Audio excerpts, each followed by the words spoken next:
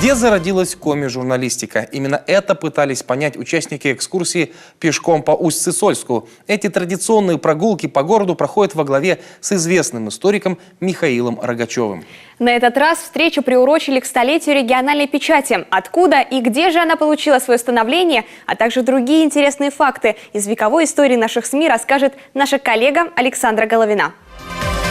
Ни одного книжного магазина или киоска. До начала 20 века в Вологодской губернии на нынешней территории Коми все газеты доставлялись исключительно по подписке. Тираж по нынешним меркам смешной, всего 50 экземпляров. Это были и епархиальные, и губернские ведомости. Передавали их строго из рук в руки. Больше из прессы читать было нечего. Позже, в 1918-м, в свет выходит первый номер «Зырянской жизни». И тут уже тираж посолиднее, 300 единиц. Отпечатали ее в первый для Усть-Сысольской типографии Зосимы Следникова. А вот где она в то время располагалась – вопрос, на который историки до сих пор ищут ответ. По одним данным, дом находился на улице Покровской, сегодняшней Орджоникидзе. Но вот парадокс, фотографии говорят о другом. Мы могли стать у этого дома, и я потопать ногой могу сказать, что вот мы стоим на месте, с которого началась коми-журналистика. Но беда в том, что есть фотография, единственная фотография, типография Следникова. Вот четко написано «Типография Следникова». Видите? Это другой дом. Вот в чем фокус.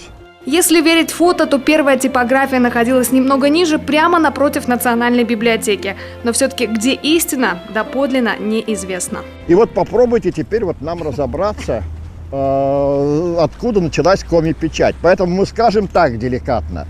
Колыбелью коми-печати является перекресток улицы Орджоникидзе и улицы Советской. Проделав путь от того дома трехэтажного, дома НКВД, кстати, 42-го года постройки, до бывшего Куратовского музея. Все помнят, что здесь был литературный музей. Тут еще и дом Куратова стоял когда-то. Вот. Вы, можно сказать, проделаете путь зарождения коми-печати. Дальше экскурсия перемещается в Кировский парк, где, по мнению историков, находилась редакция «Зырянской жизни». После образования области в 21-м издание получило другое название – «За Новый Север». Удивительно, но Виктор Савин, один из членов редколлегии и известный коми-поэт и драматург, скептически относился к переводу печати на коми-язык. Но в своем скептицизме он был отчасти прав, подчеркивает Рогачев, и дело тут не в отсутствии патриотизма. В то время лишь четверть населения смогла бы прочесть текст на русском языке. На коми и того меньше. Но уже с 30-го года к русскоязычной газете «За Новый Север» добавляется и «Югытуй» на коми-языке. Решено было в 1932 году построить новый, как он назывался, комбинат печати. То есть дом для журналистов, для редакции одновременно с типографией в новом месте. В старой части города такого места просто не было, потому что по тем временам это действительно была грандиозная стройка. И вынесли дом печати на окраину тогдашнего Сыктывкара.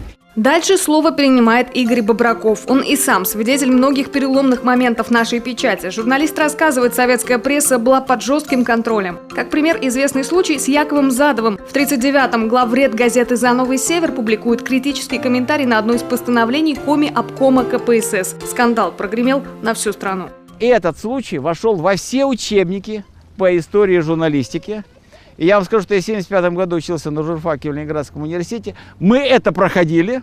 Спустя 10 лет моя будущая жена училась на том же самом факультете, и она это проходила. То есть до 1985 года и дальше этот случай проходили. Причем не то, что партия ошиблась, нет, это именно он ошибся. То есть вот такого не допускайте. Это чтобы было понятно, в каких условиях работали журналисты. Газеты уходят в прошлое, а на коне сегодня интернет-журналистика, подытоживает экскурсию по городу Игорь Бобраков, отмечая, что и сейчас среди молодежи есть много достойных авторов. Так что у региональной прессы определенно есть задел на будущее.